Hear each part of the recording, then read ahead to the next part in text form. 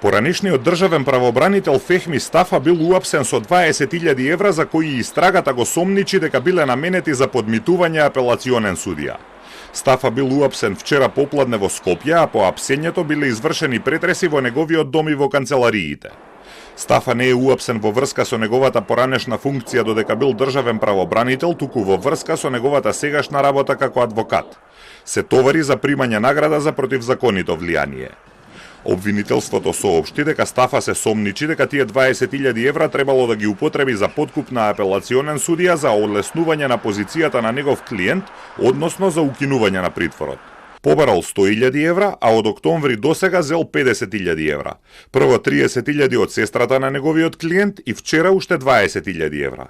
На 13 декември 2025 година директно побарал и примил уште 20.000 евра како дел од подкупот што го барал за да го даде на судијата, непосредно по примањето на паричните средства, осомничениот е лишен од слобода и кај него се пронајдени парите.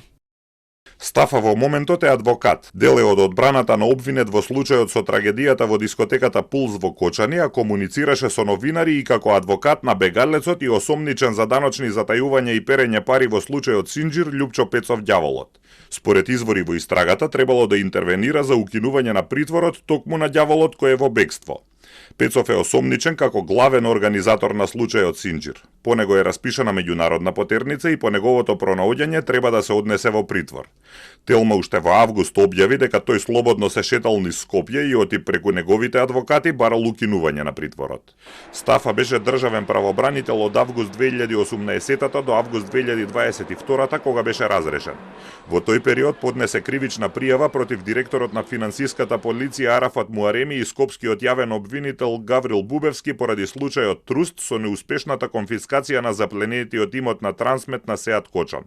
Се истражуваше и пасивното однесување на правобранителството при заштитата на државниот имот стекнат со конфискација.